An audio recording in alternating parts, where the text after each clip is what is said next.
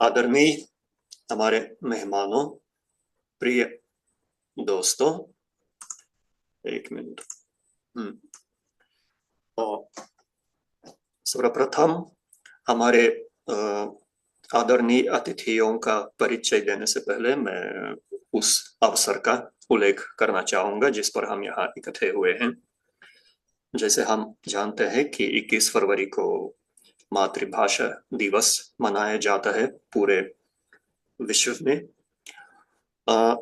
एक दिलचस्प बात यह है कि हमारे विश्वविद्यालय में भी प्रत्येक वर्ष कोई ना कोई कार्यक्रम रखा जाता है मातृभाषा दिवस पर, किंतु बहुत कम लोगों को यह पता है कि इस दिवस का इतिहास क्या है, वो कहाँ से आया हुआ है।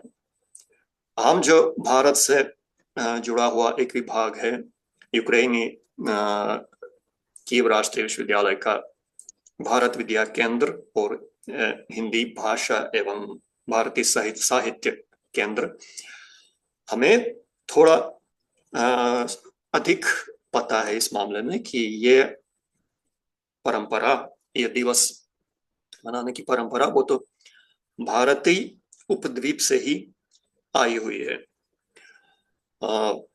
मैंने हमारे छात्रों को भी बताया था कि जब विभाजन के समय पश्चिम और पूर्व पाकिस्तान बने थे, तब पूर्व पाकिस्तान में जो आजकल बांग्लादेश है, उर्दूकरण बहुत जोर से हो रहा था और बांग्लादेश के छात्रों ने विद्रोह किया था अपनी बंगाली भाषा की रक्षा में, और उस विद्रोह को बहुत कठोर प्रकार से दबाया गया था और कई छात्रों को, अपनी मातृभाषा प्रेमियों को जान भी गंवानी पड़ी थी। उसके बाद पूरे विश्व में यह दिवस एक प्रतीक के रूप में माना गया है कि अपनी मातृभाषा के प्रति उतना प्रेम हो कि प्राण भी त्यागने की तैयारी हो जाए। तो पिछले वर्ष हमने इस प्रकार का एक कार्यक्रम रखा था, भारतीय अलग अलग भाषाएं बोलने वाले लोगों को अतिथियों के रूप में बुलाकर और उनकी सहायता से उनकी भाषाओं से परिचय करके। इस वर्ष हमने सोचा है कि जैसे हम हिंदी विभाग है, हमारा जो मूल विषय है हिंदी,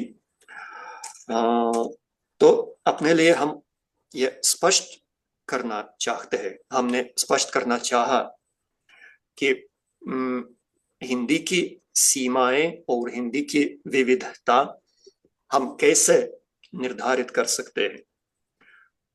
हिंदी साहित्य का इतिहास पढ़ते हुए हम तो ब्रज, अवधी, मैथिली साहित्य पढ़ते हैं। यूं कहे तो सुनने में आता है कि ये सब हिंदी के ही रूप है, हिंदी की ही उपभाषाएं हैं, हिंदी की ही बोलियां हैं, किंतु ये कितना सही है? क्योंकि मैं अपने अनुभव से बता सकता हूं कि एक बार एक ब्रज के प्रोफेसर से बात करते हुए मैंने ब्रज को हिंदी की बोली कहने की भूल की थी। तो जिस पर उन्होंने कहा कि जिस भाषा में सदियों से साहित्य लिखा जाता रहा है, वो 150 साल पुरानी भाषा की बोली कैसे हो सकती है? तो मैं समझ गया कि ये थोड़ा भावुक सा मामला है और हम रिलेट भी कर सकते हैं, क्योंकि मुझे लगता है कि हर देश में इस प्रकार की स्थितियां होती है। जैसे हमारे यहाँ भी कुछ क्षेत्रीय बोलियां हैं जिनको हम यूक्रेनी भाषा की बोलियां मानते हैं, पर उन लोगों से हम अब बात करें तो वे स्पष्ट कहेंगे कि ये कोई बोली नहीं, एक अलग भाषा है। एक प्रदर्शन के तौर पर तक हमें मतलब सबको समझ में आया कि मैं किस सॉरी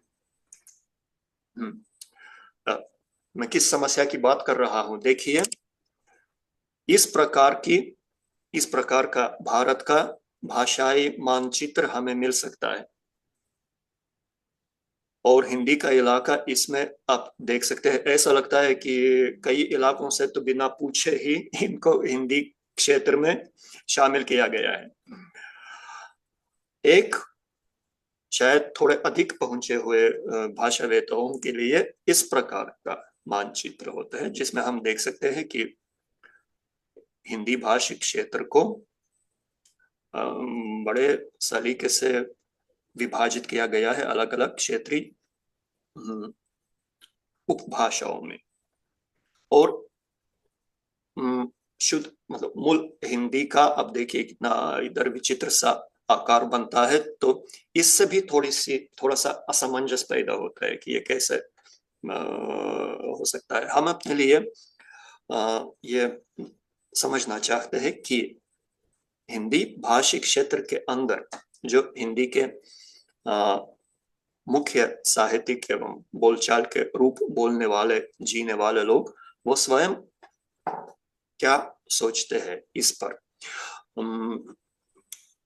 तो हमारे प्रिय अतिथि यदि इस विषय पर भी कुछ अपनी राय बताना चाहेंगे तो आपका स्वागत होगा। आपके वक्तव्य के साथ साथ आप इस पर भी अपना विचार प्रकट करेंगे कि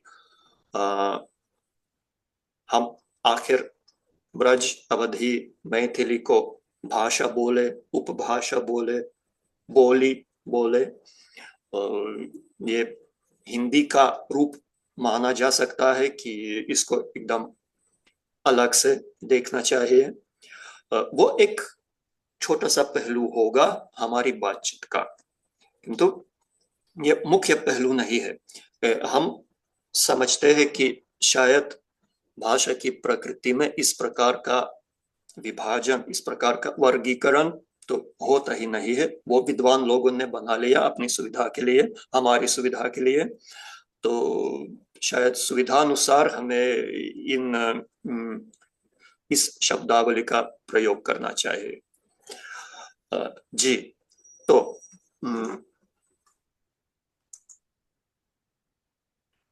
जैसे हमारे कार्यक्रम के शीर्षक में बताया गया है कि आज हम हिंदी के 3 क्षेत्रीय रूपों पर बात करेंगे, उनकी विशेषताओं पर, उनके इतिहास पर, उनके सांस्कृतिक परिप्रेक्ष्य पर। ब्रज, अवधी, मैथिली, इन तीनों को ही हमने क्यों चुना है? क्योंकि यदि वो दूसरा वाला मानचित्र हम देखें तो उसमें कन्नौज भी आएंगी, भोजपुरी भी आएगी, मगध भी आएंगी। शायद हिंदी साहित्य का इतिहास पढ़ते पढ़ते हमें ये आदत पड़ चुकी है कि इन्हीं 3 भाषाओं में सर्वाधिक साहित्य रचा हुआ है। तो इन तीनों को हम एक स्तर पर रख सकते हैं, एक अकादमिक, साहित्यिक, वैज्ञानिक स्तर पर इनको रख सकते हैं। यह तो एक कारण है। दूसरा कारण है कि शायद सभी उपभाषाओं को हम कवर नहीं कर पाएंगे एक कार्यक्रम में, और जितना हमसे हो पाएगा इस दिशा में स्वयं को और स्वयं को विकसित करने में और अपना अनुभव और आपका अनुभव आपस में साझा करने में उतना हम कर रहे हैं। जी, हमारे आदरणीय अतिथि 3 क्षेत्रों के प्रतिनिधि, 3 भाषाई क्षेत्रों के प्रतिनिधि। तो मैं परिचय देना चाहूंगा। सर्वप्रथम जैसे हम पश्चिम में बैठे हुए हैं तो हमारे लिए सुविधाजनक है पश्चिम से शुरू करके पूर्व की ओर बढ़ना। तो हिंदी का जो सबसे पश्चिमी शास्त्रीय रूप हमें मिलता है साहित्य में, वो ब्राज भाषा है। और हमारे यहाँ पधारे हैं अनुपम श्रीवास्तव जी, जो कि एक भाषा विद है। आगरा के केंद्रीय हिंदी संस्थान में सहायक प्रोफेसर है, हिंदी प्राध्यापक है। हिंदी पढ़ाने के साथ साथ मल्टीमीडिया में भी रुचि लेते हैं, और मल्टीमीडिया हिंदी शिक्षण सामग्री बनाने में भी इनका काफी अनुभव है। अनुपम जी, यहाँ उपस्थित लोगों में तो आपको शायद अपने कुछ पुराने छात्रों को भी देख सकते हैं, जैसे आना जी आपके पास पढ़ी है। तो नमस्ते जी अनुपम जी। नमस्कार सभी को, एक बार फिर से नमस्कार। सभी पुराने विद्यार्थी जो आज यूक्रेन में हिंदी शिक्षण के काम को आगे बढ़ा रहे हैं, हिंदी का प्रचार प्रसार कर रहे हैं, और यूरी जी के साथ साथ आज की इस परिचर्चा में शामिल मेरी दो विद्वान सहयोगी, आप सभी का बहुत बहुत स्वागत है। जी धन्यवाद। तो कई शब्दों में मैं अपने छात्रों के लिए अनुवाद करूं कि क्या क्या क्या हो रहा है, क्योंकि कुछ लोग पहले साल में या दूसरे साल में पढ़ रहे हैं. То для шановних студентів будуть потрошки перекладати, щоб було зрозуміло, в якому ми ключі рухаємось. Тобто, як було заявлено, три мовні варіанти сучасного гінді ми зараз розглядаємо і слухаємо представників трьох мовних регіонів – Брадж, Авадгі, Мейтхілі. І першим буде виступати пан Анупам Шрівастав, який викладає в Агрі, в Центральному інституті мови гінді, який, дасть Бог, хтось із вас ще й поїде вчитися. І зараз ми будемо слухати про діалект Брадж, про його особливості, історію і культурне середовище. जी, शुरू करने से पहले जैसे मैंने अनुपम जी का परिचय दिया, जो बाकी दो वक्ताएं हैं, रश्मि जी, अनामिका जी, आपका विस्तृत परिचय मैं थोड़ा बाद में दे दूंगा। फिलहाल बस आपका नाम बताऊंगा और आपका भाषाई क्षेत्र। तो अनुपम जी के बाद हम सुनेंगे रश्मि विभा त्रिपाठी जी को, जो कि अवधी क्षेत्र की प्रतिनिधि हैं, और फिर अनामिका रुपेश ठाकुर जी हमें बताएंगे मैथिली क्षेत्र की भाषा की विशेषताओं के बारे में। जी, तो इस अपेक्षा से, इस उत्साह से हम प्रारंभ करते हैं और अनुपम जी का वक्तव्य सुनने के लिए उनको मंच सौंप रहे हैं। जी, राधे राधे, राम राम, सबको नमस्कार। सबसे पहले आप सभी को मातृभाषा दिवस की बहुत बहुत बधाई। यूरी जी, आपसे जो मेरी चर्चा हुई आज के कार्यक्रम के बारे में, मैं चाहता हूं कि व्यवस्थित रूप से जिन प्रश्नों और जिन मुद्दों की बात हमें करनी है, मैंने एक छोटा सा प्रेजेंटेशन तैयार किया है ताकि सबको देखने समझने में सुविधा हो और उसे आप अपने विद्यार्थियों के साथ आसानी से कम्युनिकेट कर सकें। तो कृपया मुझे शेयरिंग दीजिएगा ताकि मैं अपना एक छोटा सा प्रेजेंटेशन यहाँ दे सकूं। हाँ, मैं समझता हूँ कि शायद शेयरिंग ओपन है, तो मैं एक छोटा सा प्रेजेंटेशन यहाँ अपलोड कर रहा हूँ। ये शायद आपके स्क्रीन पर आ गया और आप इसे देख पा रहे हैं। जी जी, तो मैं आज के इस परिचर्चा में ब्रज लोक भाषा, साहित्य और संस्कृति की बात करूंगा। ब्रज का जो लोक अंचल है वो कैसा है, उसमें क्या क्या बातें, क्या क्या तत्व आते हैं, ब्रज की भाषा का स्वरूप, इसका इतिहास कैसा है, इसका साहित्य का इतिहास कैसा है, इसमें कौन कौन सी बातें सम्मिलित हैं, और अंत में जिसे हम ब्रज संस्कृति कहते हैं, इसके कौन कौन से मुख्य तत्व हैं जिन्हें हमको जानना चाहिए। सबसे पहले मैं आपको ब्रज के लोक अंचल के बारे में कुछ बातें बताना चाहूंगा। ब्रज को आप एक भौगोलिक, राजनीतिक और भाषा सांस्कृतिक क्षेत्र के रूप में देख सकते हैं।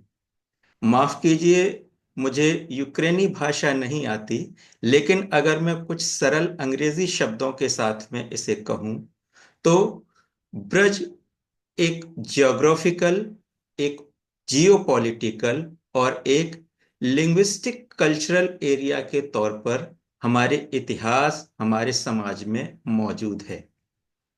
अगर हम ब्रज की पुरानी किताबों और साहित्य की बात करें तो वहां कुछ कविता की पंक्तियों से ब्रज को कुछ इस तरह से बताया गया: ब्रज समुद्र, मथुरा कमल, वृंदावन मकरंद, या 84 ब्रज कोस निरंतर खेलत हैं बल मोहन। इसका अर्थ यह है कि ब्रज की परिकल्पना एक समुद्र के रूप में की गई, जिसके बीच में मथुरा एक कमल की तरह खिला हुआ है, वृंदावन इस कमल का मकरंद है यानी कि नेक्टर प्लेस है, और इसकी जो विभिन्न पंक्तियां हैं, इस कमल के जो विभिन्न पंखुड़ियां हैं, वो इस ब्रज के अलग अलग क्षेत्र हैं। इस ब्रज का विस्तार 84 कोस का बताया गया है। ब्रज में इस क्षेत्र के दर्शन के लिए 84 कोस की परिक्रमा यानी कि तीर्थाटन का एक एक परंपरा हमारे यहाँ मौजूद है, जिसमें हम पूरे ब्रज क्षेत्र का भ्रमण करते हैं और अपने इस भौगोलिक सांस्कृतिक क्षेत्र के बारे में अपनी जानकारी, अपने जुड़ाव और अपनी पहचान को मजबूत करते हैं। ब्रज अंचल जब हम कहते हैं द फोक स्फीयर, तो इसके दो मायने होते हैं, दो अर्थ होते हैं। पहला, ये जो 84 कोस वाला भौगोलिक सांस्कृतिक क्षेत्र है, जिसे आप इस बीच के नक्शे में देख सकते हैं, और दूसरा, ब्रज का एक भक्ति भावमय रूप जो कि पूरी दुनिया में फैला हुआ है। और इसका हम एक बहुत रेलेवेंट, एक बहुत अच्छा उदाहरण देख सकते हैं इस्कॉन के रूप में, जिसके भक्त वृंदावन से लेकर भारत देश और दुनिया के विभिन्न कोनों में श्री कृष्ण भक्ति का कार्य करते हैं, मानव सेवा का कार्य करते हैं। अगर हम इस क्षेत्र के भूगोल की बात करें, ज्योग्राफिकल एंटिटी की बात करें, तो इसमें मुख्य रूप से उत्तर प्रदेश राज्य, जहां मथुरा स्थित है, मथुरा, इसके अलावा आगरा, जहां से मैं इस समय आपसे बातचीत कर रहा हूं, इसके पड़ोस में अलीगढ़ जिला मुख्य रूप से सम्मिलित हैं। इनके अलावा उत्तर प्रदेश के पड़ोसी राज्य राजस्थान के दो जिले भरतपुर और धौलपुर, और दूसरे पड़ोसी राज्य हरियाणा के कुछ क्षेत्र आते हैं। इनके अलावा मध्य प्रदेश का ग्वालियर जिला भी ब्रजभाषा क्षेत्र में गिना जाता है। इसके बारे में एक और काव्य की पंक्तियां प्रचलित हैं जो कि ब्रज की सीमाओं को बताती हैं। कहा गया: इत बर हद उत सोन हद उत सूर सेन को गाम, ब्रज 84 कोस में मथुरा मंडल माह। बरहद अलीगढ़ जनपद में एक गांव का नाम है। सोन नदी हरियाणा गुड़गांव जिले की एक बरसाती नदी है। सूरसेन का गांव आगरा में एक छोटा सा गांव है, सौरी नाम है उसका, जो कि बटेश्वर में स्थित है। और यही सौरी गांव मूल रूप से ब्रजभाषा, साहित्य, संस्कृति और इस पूरे क्षेत्र का मूल केंद्र है। अगर मैं कहूं, आपको बताऊं कि श्री कृष्ण के साथ जिस मथुरा का संबंध हम जोड़ते हैं, वास्तव में यह मथुरा कृष्ण के मामा का शहर था, कृष्ण के पिता का शहर या कृष्ण का अपना नगर बटेश्वर था, जिसके पास में सौरी गांव है। सौरी सूरसेन क्षेत्र का अपभ्रंश नाम है, यानी कि बिगड़ा